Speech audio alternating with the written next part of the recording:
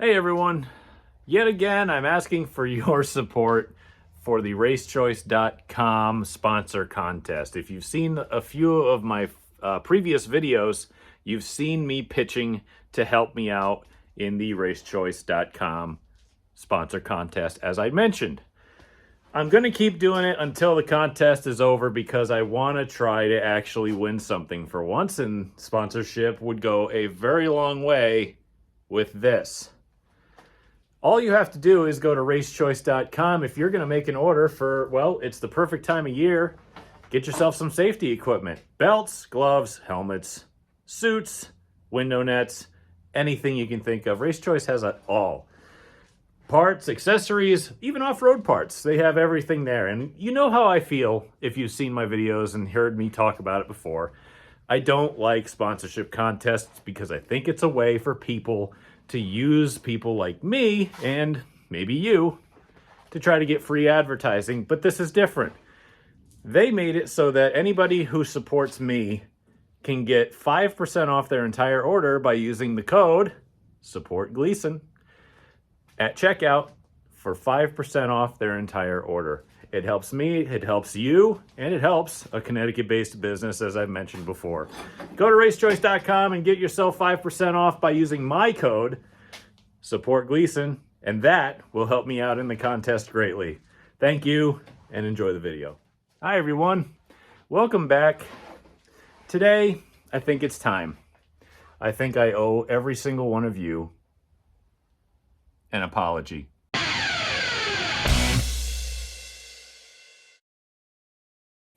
If you're new to the channel or a returning viewer or subscriber, thank you so much for watching. I greatly appreciate it. Really, I genuinely do. I ain't making any money doing this. That's why I put that racechoice.com sponsor thing at the beginning of the videos until that ends. I forget when, April or something like that. But it goes a long way because I want to try to give back to the sport of auto racing and short track racing in particular. This is the only way I really know how, is to try to bring awareness to it and try to convince people that you can still do this on your own. Granted, I do have great people in my corner. I've got a lot of great sponsors. I've got a lot of people who support me, and I appreciate every single one of them as I appreciate you, the viewer, in going on these journeys with me. Now, when I say I owe you an apology, it's because I've been lying to you.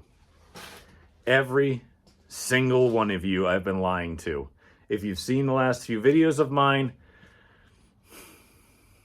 well, I've been trying to keep something secret, and I think now's the time to reveal that because, well, one of the things, I have a lot of things on the back burner that I will tell you about later, but right now it's just not in place, so I can't. But right now, I think it's time.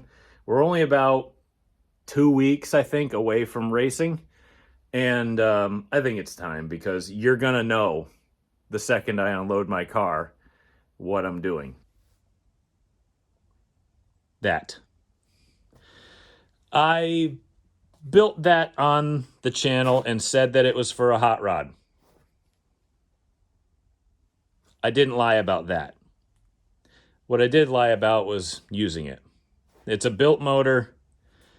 It's a 355 probably Chevy. It's got all the legal heads, legal intake. They changed the camshaft rule for this year to make these more competitive. And I've had this engine sitting in the corner forever. And I said, you know, I've been stumping for this rule change forever to try to get the guys who own built motors back to maybe coming back to the track. I don't know. Maybe they'll come back. Maybe they won't. But they changed the cam rule and they changed the exhaust rule to try to even these out with the crate motors because the crate motors were killing these. I mean, just walking all over them. So I said, okay, I'm going to put my money where my mouth is. I got one. Let's try it. And if I'm going to be an honest person, I'm going to run it because I'm the one who, well, not just the one, but I am one of the people who asked for these rule changes. So in order for us to really gauge if they work or not, I gotta do it. Maybe it'll help. Maybe it'll bring people back. Maybe it'll show people that we can be more competitive. Maybe we can help the guys making the rules get it right, because they want more people to show up. And I figure I got both. I might as well try it. I'll save that motor for Stafford or whatever. But I just figured it's time, because I wanted to hold it off.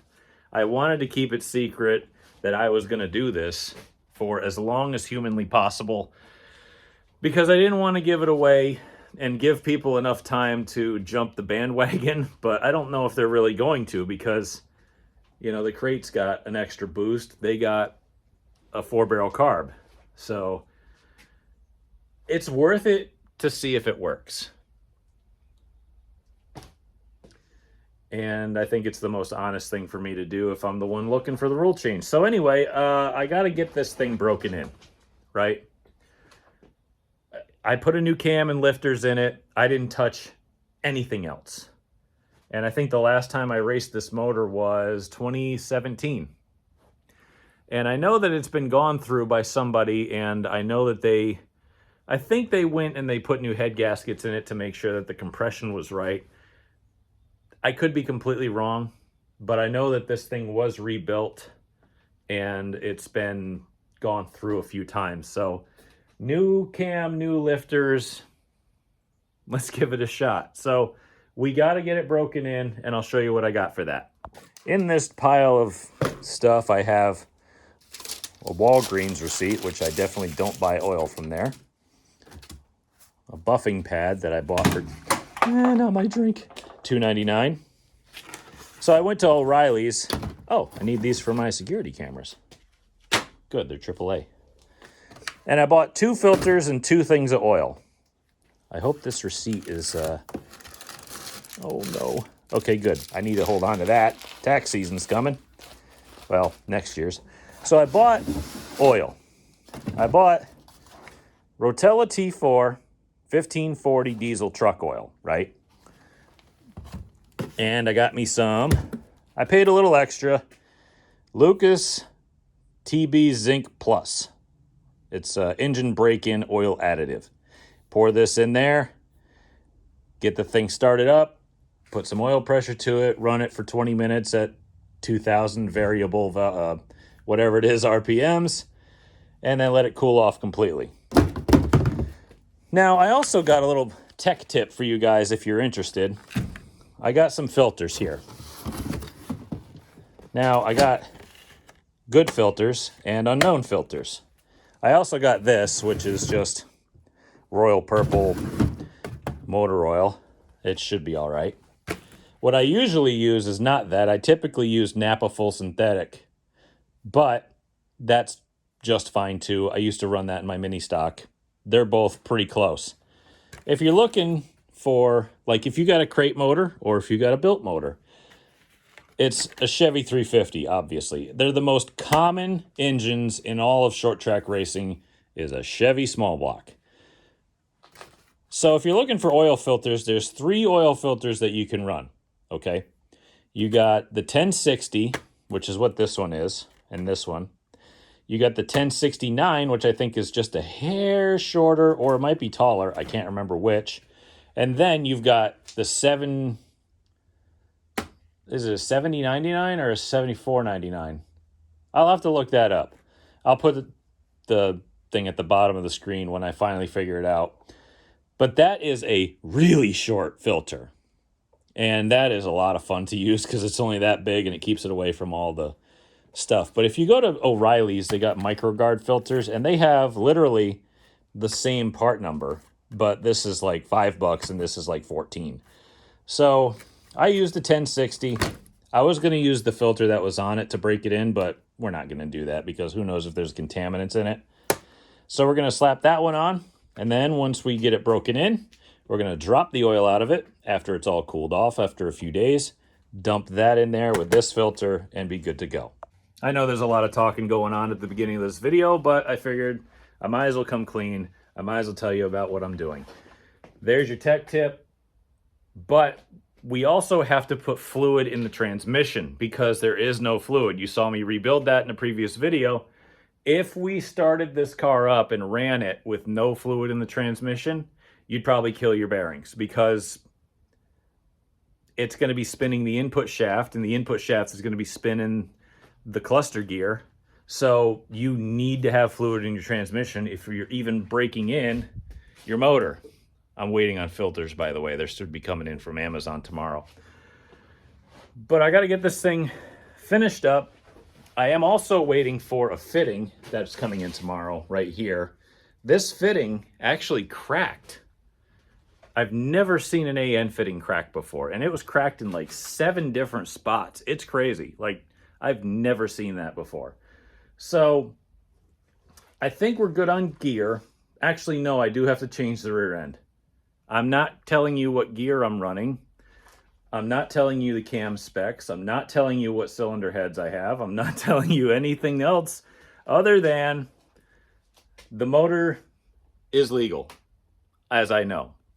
That's all I know, if it's legal. Otherwise, I'm not telling you cam specs. Like I said, I'm not telling you nothing. I'm not telling you gear, nothing. Sorry, that's just racer secrets you got to hold on to. So I'm going to start putting fluid in the transmission. That'll be good to go. And then once we get that fuel fitting, I can hook that up, put gas in it, and we can fire it up. But I think, honestly, that's got to wait until tomorrow, because I don't have any parts. So I guess we'll see it tomorrow. I forgot to talk about this before, but I think I did at one point. I've read the Oil Bible. And if you don't know what the Oil Bible is, it is a few 100-page manifesto by some engineering geeks online who went and independently tested millions of kinds of oil from all across the world. And I've heard automotive YouTubers, I think I've mentioned this on a previous episode, say that you don't use diesel oil in a gas engine because it's the wrong kind of zinc. Again, that is not a thing, okay? The wrong kind of zinc is not a thing. We've run Rotella T4 in these motors for freaking decades and never had a problem. It's actually incredible oil for a race car engine. Just make sure you change it a lot, because race cars are under a terrible amount of load. What you want is something that has a very good anti-wear property.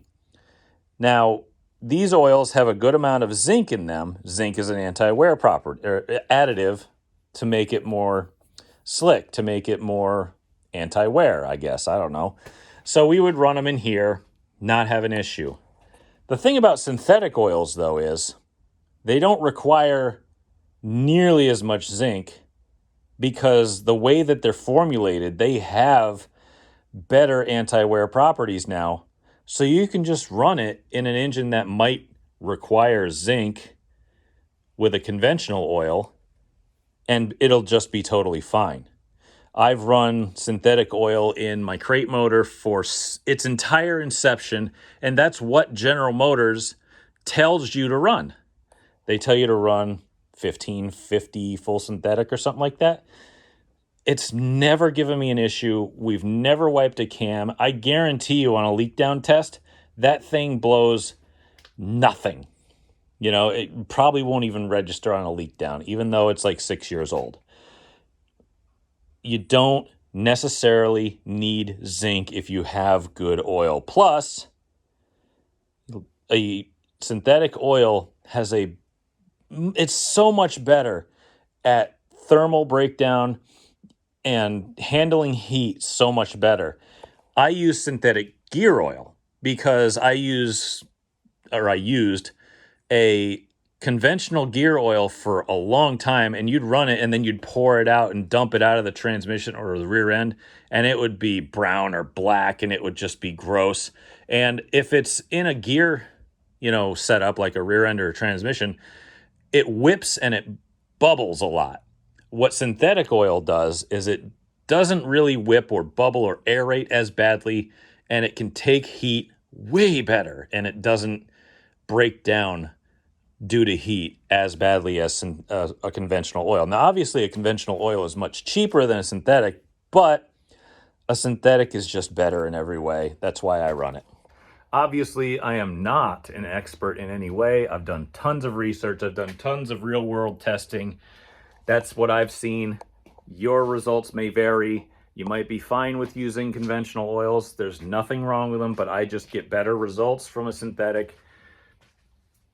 I just feel like it's a little bit better. Yeah, it's more expensive, but it takes care of your stuff, and that's all that really matters to me. So I'm back out here in the shop, and it's the next day. I've been hard at work doing some stuff to try to get ready for this thing to fire off. And I've been in here taking the valve springs and putting in break-in valve springs in it, because if you run anything that's really race for these things, these built motors, you'll probably wipe the cam out if you don't put something a little bit weaker on it that you probably wouldn't race, like a factory type valve spring. You know, you want it to get hot, you want it to break in, but you don't want to put a ton of seat pressure to it, or else you can wipe it really easy. So I want to do a nice easy break in on it. I got those changed. I'm a little concerned with one of the cylinders, because when I put pressure to the cylinder with the air so that it keeps the valves seated up in the head, it was bypassing the exhaust valve. And then when I whacked it with a dead blow rubber hammer, it went away. So I'm like, oh boy. And I know this thing is sat for a while. It could have just been a little piece of carbon holding it in there, but I hope the seats are good. Like I said, it went away. And then when you pressurize the cylinders and then release the air hose off of the end that you kind of screw into pressurize the cylinder, which is like this, like one of these things, it usually holds a bunch of pressure in the cylinder and then goes and it releases all of that pressure. Well, you can also hear it leaking down just a hair when you pressurize it, because, I mean, rings are not completely airtight, you know what I mean? If they were, you would lift the ringland up and pop the tops off your cylinders. So there has to be at least a little hair of pass by. But on that cylinder, when I released it, it didn't have pressure. It didn't at me. Sorry to make all these weird sound effects with my face, but that's kind of how it is. But either way, I'm going to try it. And if it fails and the thing runs like crap, the crate motor is just going to go back in. The heck with it. Either way, I need to put all the fluids in this thing, and I need to put oil in it, water in it, but it's really been kind of cold, so I'm going to wait to put water in it when I actually fire it up. I was thinking about doing it today. There's too much to do today for me to really try putting that together, and I don't want to rush it. I'm sure that I'll have time tomorrow or the next day, or even up until this weekend or next weekend. It doesn't really matter.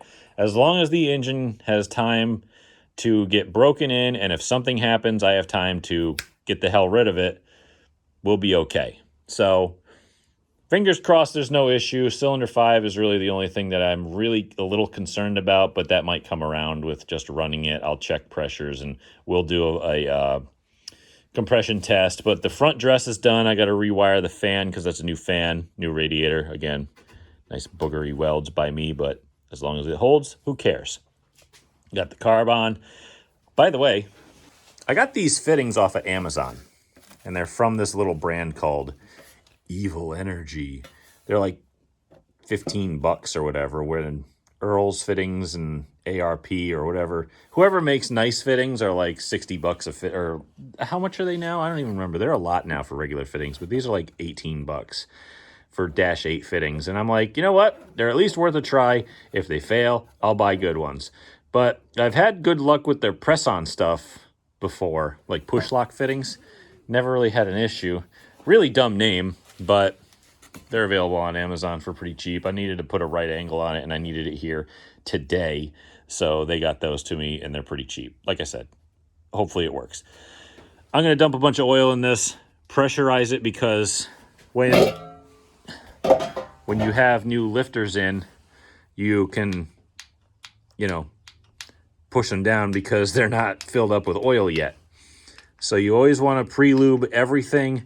And the way I pre-lube stuff is I put the pre-luber down and hit it with a drill. And then I take a ratchet wrench, which is not here, with the 5/8 on it.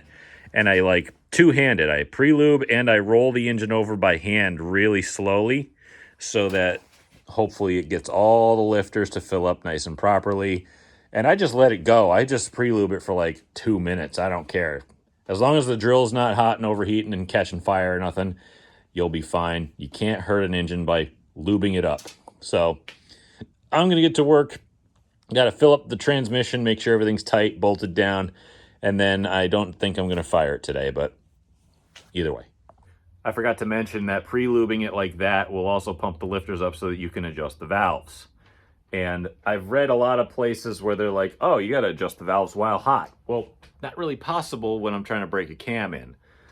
What I do is I pre-lube it, get the lifters to pump up all the way, then I adjust my valves. And sometimes I might just pre-lube it and keep going while I'm adjusting the valves. Like, okay, this one might have bled down. I don't like the way it feels.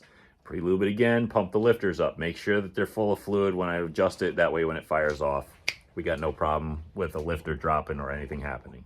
Okay, I got you in the car. Here's my oil pressure gauge. Tell me if that thing moves at all, would you? All right, here we go.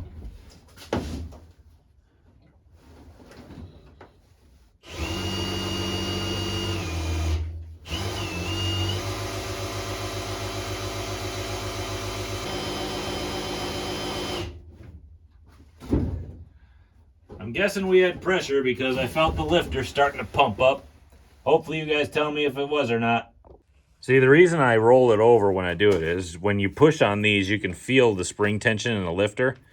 Like, here's one, it's kind of good. This one, nope, did not pump up at all. It's definitely pushing in, did not pump up at all. This one here, yep, that's got some fluid in it. So that's why we have to pump it up a whole heck of a lot while rolling it over, because then at least, I know it's probably about 35 pounds of oil pressure, which on a drill on low, that's not bad. So we'll get it going a little bit more. I'll roll it over, but I don't really want to do that until I'm actually ready to adjust the valves before we fire it up, because I don't really plan on doing that today. I don't plan on firing it up. We don't have water in it. We don't have oil in the transmission, which I got my funnel set up here all the way down there. I'm probably going to pour 1.5 quarts in it, pull it out, do a finger check on it, because the funnel holds a lot of fluid. So hopefully that will be okay. So it's the next day. I got a really late start because I had to go take care of a very minor emergency. And it's about 7 o'clock. I wanted to get this car mostly ready tonight. I wanted to actually think about starting it if I don't get any more things in my eye randomly. But anyway, I got the valve covers off. I was going to pump it up and try to at least lash valves and throw some water in it, but that can probably wait till tomorrow. I might get some distilled water from Dollar General next door or something. Still got to put fuel in it. Still got to make sure all the nuts and bolts are tight. Transmission and drive lines all greased up, so that should be good to go. We're not that far off of getting this thing broke in, but I can't have it broke in with that much stuff all over the car and on the trunk and in the back, and the heater's currently blocked by the welder that I haven't put away yet. So I'm going to spend, oh, and I also have to put mufflers on because, you know, I'm not breaking an engine in my neighborhood and having no mufflers on it. So that would be pretty bad. I'm going to put the quiet ones on that I usually run at Stafford, or that I'm required to run at Stafford, I should say. And I'll do all that. You don't have to watch me do that, but once we finally get to doing stuff, then I'll bring you back and we'll get to work again.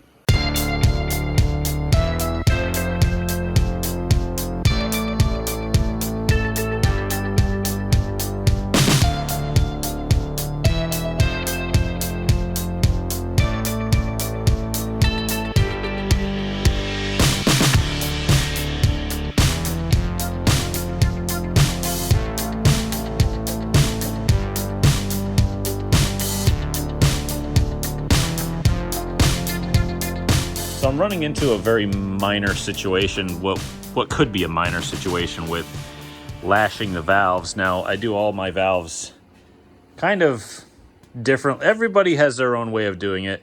the way I do it is I stick a bar on there. I got no spark plugs in any side. I rotate it over and I just go cylinder at the front all the way to the back, exhaust open, intake closing.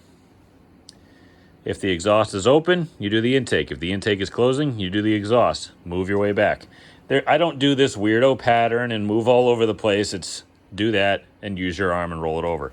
My problem is that when you're doing these, you're tightening it down, you're wiggling the push rod until it doesn't move anymore, and quarter turn lock it down. Well, my issue is that when I tighten it by finger until the push rod doesn't just stops, you know, and go to give it a quarter turn, I don't feel that preload on some of them. So I would reach over here, I'd loosen it back up, I'd reach over here, give it some pump, and it's pumping oil out of every single one of them by this point, which means there's oil all the way up through the top end, which is good. However, I would go to do it again, and it would feel exactly the same. Even though there's oil pumping out of it, it's loose, you know, not hanging the valve open. So I'm like, all right, well, I wish I'd marked which ones felt loose because, I don't know, some of them feel good. Like, these look great. That might be pushing down. I'm not sure. That one, some of these are tight, some of them aren't. So I'm going to go through and probably look at ones that are tight. Maybe relash those after pumping some oil pressure into them because it's not like I can run it and warm it up first. But we'll check them out again. So I think my concerns were, I don't know, a little unfounded maybe. I noticed that these lifters tend to bleed down a little bit quickly. I don't like that, but it is what it is. At least I know what I'm up against. They are a good brand, I think. Either way, we'll find out if they're a good brand, I guess. If we junk this motor, we'll just throw it away and not race Thompson this year, or probably ever again. So we got a couple of them readjusted. I pumped it up, I wiggled them by hand and felt if there was anything loose, rolled it over by hand and checked every individual one. Whatever one I found was questionable, I backed the lock nut all the way off, and then I just did it again by hand and it seemed fine. So luckily I left the primer in there the whole time. I'm going to let that thing drain down a little bit before I put the distributor back in, but I have to go through because I'm going to run these spark plugs that came in the motor that when it came back from one of my buddies who borrowed the motor. I don't run, what are these, AC, probably AC Delco R44 TSX. That'd be good enough to run it. They don't look cracked or nothing, but I will say the electrodes look kind of bent in quite far. That one's about touching. That one's not so bad. I'll spray them with some brake cleaner, some carb cleaner, and stuff them all back in. I got the car at top dead center, or motor at top dead center, ready to drop everything in, and then I'm gonna nut and bolt this thing tonight. We'll probably get, fingers crossed, this thing running tomorrow.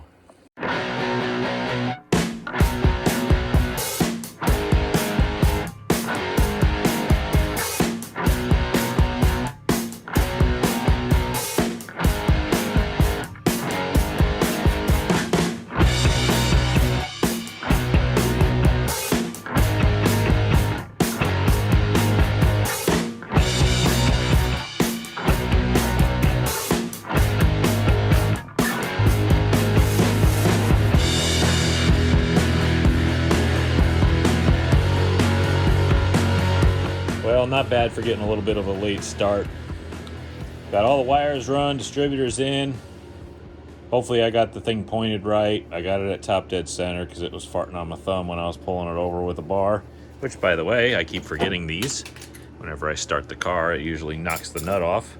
That's always smart. So, don't worry about this WD-40. I was using that to put the spark plug boots on. Sometimes if they seal a little too easily, the spark plug boot will trap air in it and then it'll get hot and then it'll just kind of pop off. With WD, it slides on. You can really feel it click. It doesn't interfere with electronics. It's fine. And it goes away pretty easily. So it's not like it's slippery and it's going to pop off because of that. I've done it forever. I've never had one come off. knock on whatever I can. So this thing is pretty well buttoned up. Everything's on. I got the fan working. I got all the plugs in, cleaned and gapped. Hopefully they actually work. I don't think any of them are cracked. Some of them were butted up against the electrode, but that doesn't make sense because we never pulled the head gaskets off the car, and there should be plenty of clearance because it's only a 9.5 to 1 engine. So the only thing left is put water, put gas, and I'm going to prime the gas because since there's nothing in the line, I don't want to be cranking it over for an hour hoping that gas comes up and then finally fires off. I'll probably fill the bowl up, go grab a air chuck and blow it in the outlet, the vent of the fuel cell. Just kind of give it a little spurt here and there. Don't hammer on it or you'll just blow the thing up. It'll explode. Just give it a couple little spurts of air pressure and it'll force the fuel through the line, and then you can disconnect it if you want, and then when you hear it pouring on the floor, you know you're good. But that is all I have to do tomorrow. I'm going to go hog these exhaust pipes on. These are not what I'm going to be racing unless I'm at Stafford. I'm going to save them for that because they're so old. They're collector's items at this point, but you know, we'll put the regular pipes on later, but I want to keep it quiet for now. Either way, I'm really nervous about firing this motor up. This motor's it's run before, so I'm not like breaking in pistons or bearings or bottom end or anything of the sort. It's just lifter and cam, and I hate it. So far, knock on wood again, I haven't really had any issues. Maybe a few issues just getting them started, but I've never had one completely catastrophically fail. But like I said, there's a first for everything, so who knows what's going to happen here. Fingers crossed. It's the most nerve-wracking thing you can do in racing is breaking in a new motor. That sucks. If your engine builder offers to do it for you, take them up on it, by the way, because if they screw it up, at least it's on them and they can fix it instead of me having to do it. So again, we'll see you tomorrow. It's Judgment Day. I am currently filling up the rad. I'm letting her bubble out right now. I got my really janky blower system put in front of my radiator. I got my new fan wired up. I got gas in it right now. I'm going to try to work some to the front. I'm going to wipe up this giant mess of water I just spilled all over the place, which is just fantastic. Oh, there's another bubble. Try to prime the fuel a little bit more, and then it's go time. It's going to be firing the engine up, and hopefully it goes well. We'll see what happens. All right, well, the microphone I'm using has noise reduction, so when this thing eventually does fire, you're probably not going to hear it, unfortunately, but I have to go because this is literally go time right now. Just put fuel in it, and oh, there we go. All right, well, let's see if it does anything. I'm not sure what's going to happen here.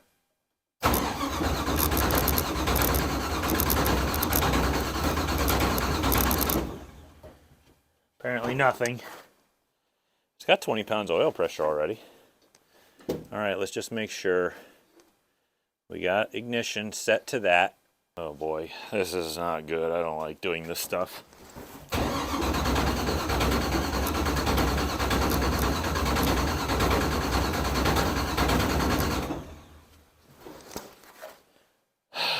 Why are you not firing? Oh, that's why. Very simple fix. All right, I'm glad I caught that before I flooded the hell out of it. At least I'll give it time to fix itself. Tach and battery, for some reason, were backwards. That's weird. It's like I wasn't even looking. Okay, let's try that now. Hopefully I didn't hurt anything. I was about ready to shine the light in my face. Now it's got no timing. Let's just give it about that much. Come on, baby. I need you to fire. And get fuel. Shoot. is, you know what we need to do? We need to pull the idle up a little bit and give her that much more advance. I'll give her another half a turn of idle.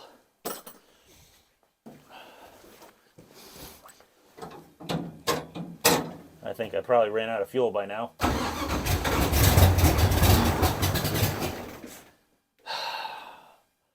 Always when you're just about to reach for it.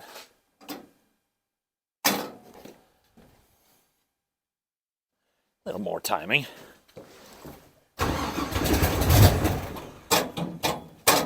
Come on. Damn it.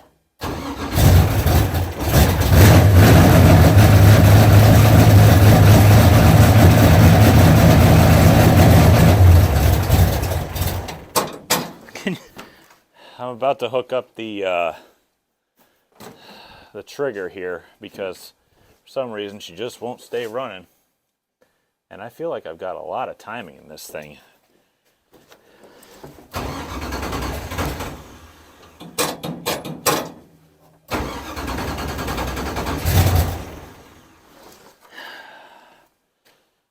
Guys, I think I'm going to hook up the trigger because I'm really sick of leaning into the car and having no control. Okay, it's working, I guess. There's a lot of oil burning off, especially in the headers because reasons. I gotta go in there and take temperatures of all the cylinders to make sure that I got all of them firing, which they kind of seem like they are. I really hate doing this. Most stressful part of owning a race car by far. Not even kidding. We're about 7 minutes in. Smoke's still coming out of the garage, but I mean, there's no windows or anything, so temperature is still really low, so that's good. I'm still varying the carburetor just to keep the oiling proper. There's still stuff falling off the car. I'll check back with you in a bit.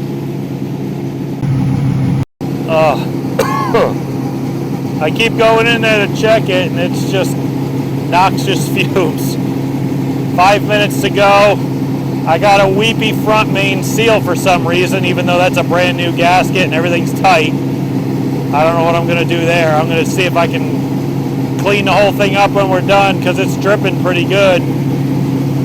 Like I said, it's all brand new and it's tight. I don't know what happened, but it's dripping, but it's going to have plenty of oil left for to finish this up. We only got 5 minutes to go, so 4 minutes to go. I just noticed that my fuel pump is leaking out of one of the bypass holes or something like that, so I think I got a bad fuel pump.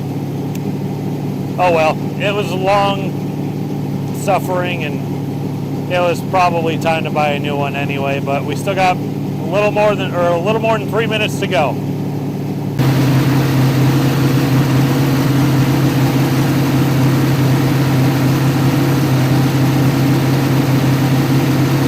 There it is.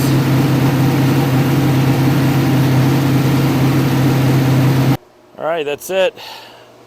I idled her down. I got fan still going, but I'm gonna put her over where I can get fresh air into this place. I don't know, I couldn't get a temperature reading because it said high on every single cylinder. So I mean, that must mean it's on all 8, right? So I'm gonna get this place aired out. I'm gonna let this thing cool off. The temperature never even got to 190. Like, I got a double pass with a Spall fan and this thing blowing in here. I never even got hot, so that's good. It sounds kind of weird at idle. Obviously, we're going to be changing the valve springs back to racing springs once she cools all the way off. I'm going to inspect all the rockers and make sure there's no play in anything funny. We got that oil leak and the fuel leak, which I don't know where the hell they came from. Like I said, the pan is brand new, the gasket's brand new. I didn't tear anything. I put it back together, and it's tight, and it's still leaking. So I'm like, okay, fine. Maybe I'll have to dent the pan up or goop or both. So I'll let this cool off all the way, completely off. I'm not going to run it anymore today, obviously. We're going to let her cool off. We're going to dump the oil and put some good stuff in it. And whew, I hate doing this job. So I went through and felt all the rockers, and to be honest, they really feel good. Like, they feel like they're properly adjusted, except for the ones that are down right here and here. But on the other side, it's exactly the same. So everything feels fine. I didn't hear any weird ticking noises or rockers out of alignment or whatever. And like I said, it seemed to be firing on all 8 because when you put the temperature probe on it, and it reads off the charts, because, you know, you had to adjust the timing to get that right first so it wouldn't burn valves or nothing. It seems fine. So like I said, it's still warm to the touch. This thing's going to cool off overnight. Tomorrow I'll drop the oil out of it and start the process of putting the racing valve springs back in and changing the spark plugs. And I need to address that front main seal. That is not acceptable. We cannot race like that. So if I can't fix that damn seal leak, we're kind of messed here. So I still got 2 weeks plus, or at least 16 days before we go racing again. So I'll thrash on that off camera and see if I can't get that fixed, and then I'll keep you guys updated in between videos. And if you see me cherry picking a motor back into the car, then you'll know what went wrong. Otherwise, I think that's going to have to do it for this video, because I've been doing nothing but talking. So this video is probably like 30-40 minutes of me just yammering on about nothing. Either way, thank you all so much for watching and keeping up with me. I really greatly appreciate it. I'm not in this for fame. I'm just in it to try to give back to short track racing, and just to prove to people that you can get out there and do this if you got a little extra spare cash lying around. Because if you want to light money on fire, this is a great way to do it. Speaking of which, if you would like to save some of that money that you've actually been lighting on fire because you own a race car like I do, hop on over to racechoice.com and help me out with that sponsor contest, because, man, that would go a very long way, especially with the plans that I have for the future. Trust me, I got stuff planned at least over a year in advance.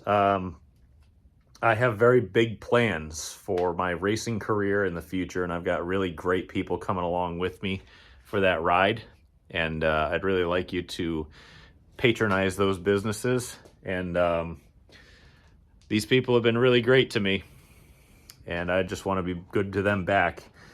So I'd really like Race Choice to be good to me too. That would be great.